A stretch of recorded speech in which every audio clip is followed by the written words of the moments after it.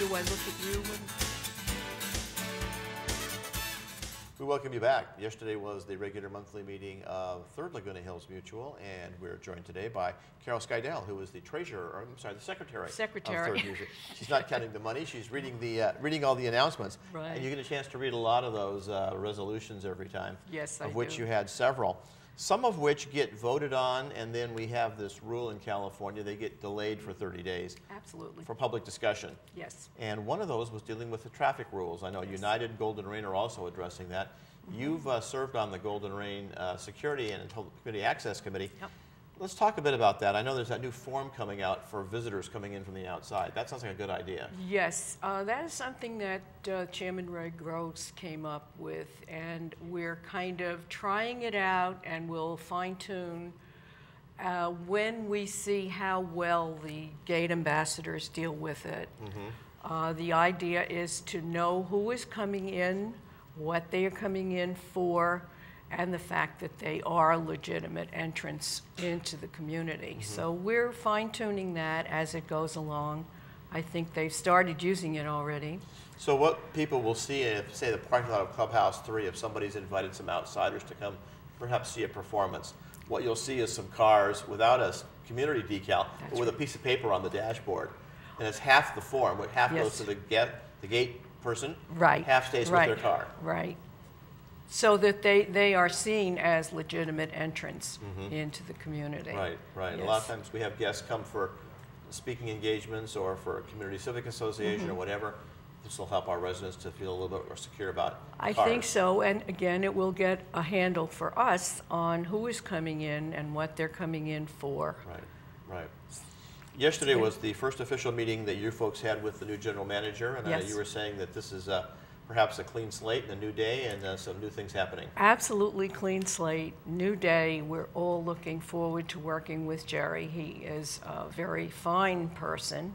I've worked with him a little bit on the security and community access in the parking regulations. And as I said on the board, they had tremendous discussion about one issue, basically on the size of pickup trucks that were too big for the spaces in which they were parking.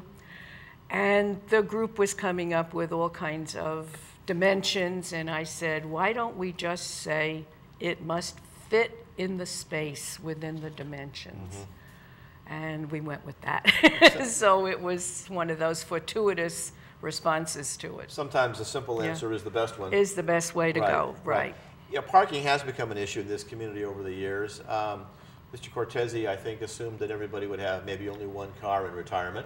The reality is many of our homes have 2 or more cars, a golf cart, perhaps a boat, an RV. Yes. They've all got to go somewhere. Absolutely. And so we have some issues with all of that. Yes. Speaking about golf carts, I know there's a lot of the residents do use those for their day-to-day transportation as well. Yes. And many of them charge them up on the mutual's electricity. Yes.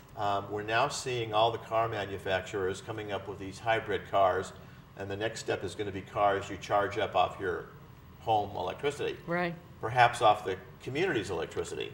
Is 3rd looking at some way to bill people that get these all-electric plug-in cars? We are looking at certainly charging for the golf carts. I don't think we have gotten to the point of the hybrids or cars that are going to be using electricity, but it's a good point, and if you don't mind, I will take it to the board. All right, you may run with that. Thank you, thank you for the idea. Use that as your Gold Star Award for the week. Yes, yes, indeed. As secretary, do you have any input into the actual writing of the resolutions, or are you pretty much a victim of what they send you? Well, it depends on the group. When I came up with the problems that we were having with people not living in a particular cul-de-sac where there are standalone laundry rooms, and I'm not sure you're aware of the fact we pay a surcharge for those operation of those laundry rooms. Right. And there were people from other areas where they have built-in facilities in their units for washer dryers coming up to use the common area laundry room. And that became a problem And I wrote the resolution originally on that, and it got fine-tuned by staff. And we are in the process of having signs made informing people that the standalone laundry rooms are for the exclusive use of the people who pay the surcharge. Right. So that's one thing. But as far as writing resolutions, generally they come from staff reflecting the desire of the board. And I get to read them. In most cases, they have gone through an extensive committee process. And I think a lot of our residents, maybe that only watch the televised meetings or attend in person, may have a misconception that you are quickly debating something and voting on it with a little discussion. Oh, no. There's been lots of background. Tremendous amount of background. The committee work is really where the work of the board is done. And that is the place to voice your concerns, to bring points of interest to the committees. Our standing committees are M&C, Maintenance and Construction, Finance, and I'm blocking on the Landscape. Very good. And thank you. This is a test. Made it, right, I passed. We really encourage residents to bring their concerns to the committee meetings, and then they can really be part of the solution. Right.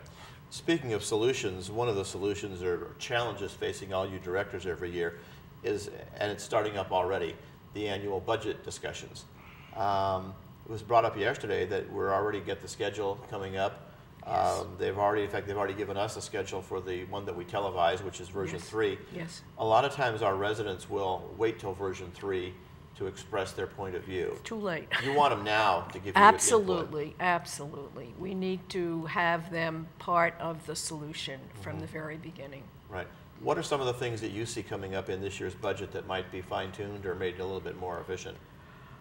I think probably the way costs are allocated to us, and you're allocated expenses based on staff time. Right. And I think we can cut down some of that staff time by better scheduling. Okay. I think that probably we are looking at holding the line on assessments if at all possible. And Good. our treasurer, Catherine Freshley, basically took a leadership role last year in working on the budget. Right. And we had only a 29-cent increase. Pretty good. Yes, I think so. Wish our government officials could do as well. Yes. One of the areas that a lot of people are going to be looking at in the community is the maintenance, and I know the buildings are getting older by the year. Yes. Maintenance, unfortunately, tends to get more expensive the longer you hang on to something. Holding the line there may be a bit of a challenge for you folks. Well, the point of the fact the aging community, that point was made very well by Dawn Lippert at our meeting yesterday, and the fact that, yes, it is going to cost more as long as, if we wait a long time, it's going to cost more, and we are looking at some of those issues as well.